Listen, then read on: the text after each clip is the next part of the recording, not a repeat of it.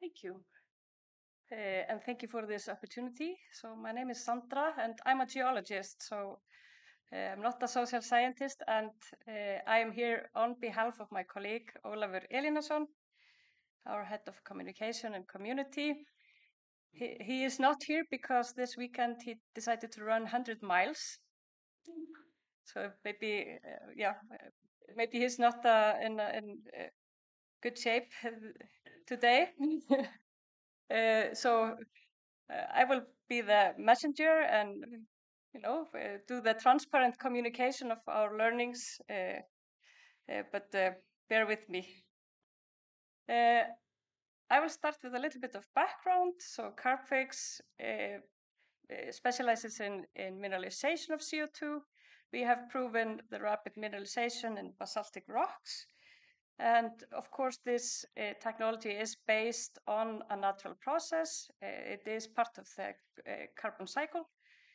And what we have done is to kind of crack the code of how to accelerate this natural process so that it is beneficial for us in the fight against climate change. So just briefly through the process, what we do is that we dissolve CO2 in water. So we inject CO2 charged water into basalt or other rocks that are reactive and contain a lot of these divalent cations that we need for carbonates to form. And this low pH CO2 charged fluid accelerates the release of these metals from the rock, which combine with the CO2 and form stable carbonate minerals. So as previously mentioned, we have developed this method in collaboration between academia and industry since 2007. We have published over 100 peer-reviewed papers, and our methodology is verified by DNV and credits certified by Puro Earth. So we built on this solid ground. The idea became a project in 2007. We did pilot injections in 2011 and 12. We managed to scale our technology to industrial capture and storage in 2014. We did the world's first pilot of direct air capture and mineral storage in 2017. We have demonstrated scale-up of direct air capture combined with storage. We have done cross-border transport of CO2 for mineral storage in collaboration with ETH in Zurich. We have done the world's first pilot of seawater dissolved CO2 injection and issued the first CDR credits for our technology. So a lot of world's first and a lot of successes. And we have already demonstrated 1,000-fold scale-up of our technology, both from point source capture and direct air capture. So next step, further scaling. We want to move towards the megaton scale, demonstrating CO2 mineral storage as a viable solution to mitigate climate change. So we have since 2021 been working on the development of a CO2 storage hub, the Coda terminal, with the capacity to receive up to 3 million tons of CO2 from the hard-to-abate sector in Northern Europe via ship. And this project has received funding from EU Innovation Fund. So let's go. Coda terminal in Straumsvík, southwest Iceland. So we have the technology. It's based on strong scientific background. We have a decade of running operations with successful upscaling. We are currently operating 5 injection systems in Iceland. We've enjoyed very high social acceptance of our operations and a lot of positivity towards the company. We have secured grant from the Innovation Fund, which was actually the largest research fund that has ever been received in Iceland. And we have very inspired and dedicated people working on the project and want to be part of the solution. So what could go wrong? So we start our journey with a site characterization, and then once we are ready, we start this 3-year-long environmental impact assessment process. And this is, of course, just the regulatory framework. We do a scoping document, we submit the scoping document, we get comments on the scoping document, we prepare an environmental impact assessment report, we present it, we get comments on that, we respond to the comments, and then we receive the opinion of the planning agency. So overall, this is a 3-year-long process. We have a lot of town hall meetings. We have stakeholder meetings, a lot of them. We invite people to join a stakeholder council if they're interested in the project. And we do overall enjoy very high positivity towards everything that we are doing. So we are just in our bliss as this really climate-friendly company, and everything is going well until it isn't. So we publish our EIA report, and we have an open town hall meeting in Hafnarfjörður, close to where the site is. And it is actually quite a positive meeting. There are numerous people that show up, and some questions and comments, but nothing critical. And what happens next is that all of a sudden there is a Facebook group that pops up in opposition to the project, and this group starts to grow. This is in July, and in Iceland we call July the cucumber period because there is nothing on the news. So at one point in time, the media actually went to interview some cucumbers, and since then it's referred to as the cucumber period because absolutely nothing is on the news until Kota was on the news. So all of a sudden we have news coverage of this sudden opposition, and we have a quick spreading of misinformation and a fire that begins to spread. And this resulted in very heated discussions, both in favor and in opposition to the project. And here social media played a big role, not least the comment sections. And there people were spreading both relevant information and a lot of disinformation. And as a response to the group that was formed in opposition of the project, we decided, we'll just start another group where people can ask questions. All in the name of transparency and information sharing. This did not really benefit the project, and sometimes this did quite the opposite.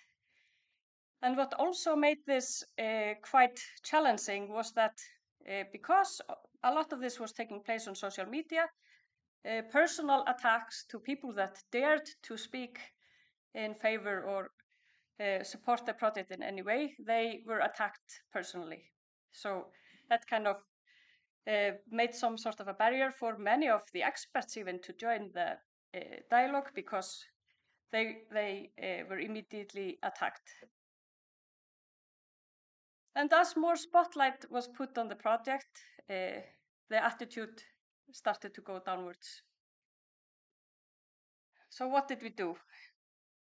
We tried to do just everything that we could think of. We put more emphasis on social media.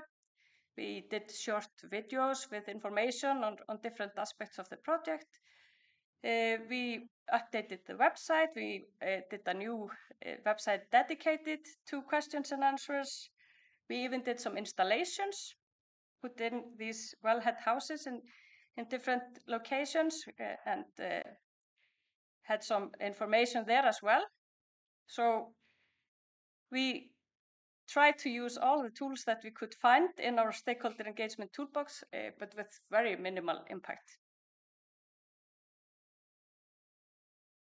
And then we received the opinion of the planning agency, and actually it's a very positive opinion. And these two headlines are from the Icelandic newspaper Vísir. One headline says, "No risk of neither seismicity nor impact on groundwater."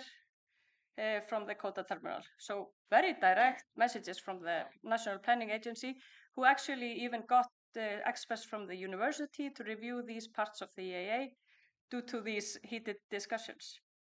And the second headline here is from the head of the Climate Council in Iceland, who simply says there is no scientific reason for the opposition against Carbfix. So we have the very positive opinion, but the opposition had already affected elected officials, regardless of this positive project reviews and regardless of these third-party specialists.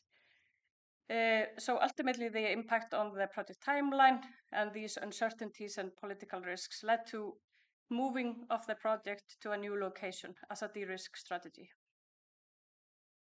So currently, we are working on 2 new locations. These are locations that we had previously explored during our initial screening. So we have some geological characterization already done in these areas.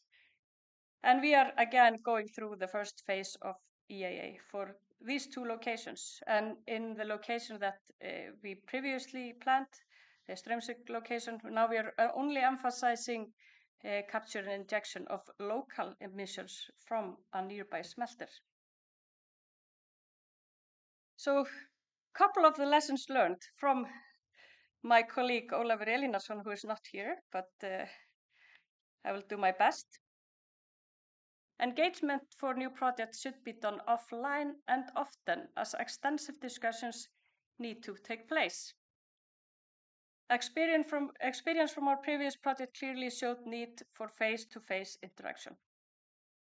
Steer away from social media and consider turning off comment section, as they can create a platform for misinformation, and the cost-benefit ratio for engaging via comments proved to be detrimental. Newsletters, brochures, and fact sheets printed. Survey results showed that most people got information from the news, and most of the news covered the opposition to the project, so having information at hand is the approach currently being tested. By advertisements, especially locally. So try to build a brand recognition via more traditional medium and work with professionals in that department. Societal benefit has to be clear from the start. We might be passionate about climate benefits of the project, but the financial impact for the community has to be clear from the beginning. Build bridges between the project and the community, and if possible, empower people in the community who can moderate discussions, monitor the society, and serve as spokespeople if they dare. And then source local CO2 emissions. Responses from the general public revealed a big difference on how it's perceived to inject CO2 from local emitters, as opposed to imported CO2 from foreign entities. And one more, move from the podium to the floor, towards a more relaxed atmosphere, fostering discussions whenever that is applicable. This is based on feedback from the people attending the meetings, and so far the reception has been very positive.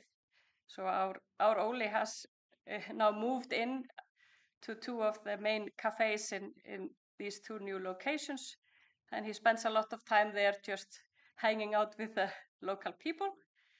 So more meetings at the floor level, poster session, open hours where people can discuss and ask questions is proving to be, as for now at least, more beneficial.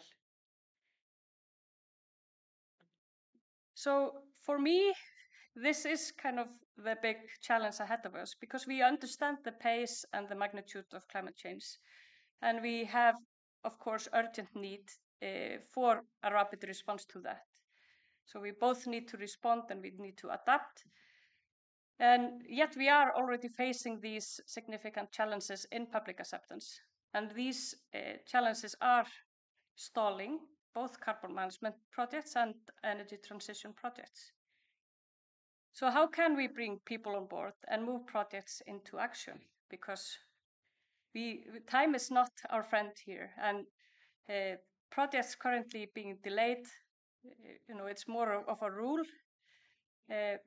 So this is kind of where we are at now, and this is what worries me. How can we speed up this process and get the people on board?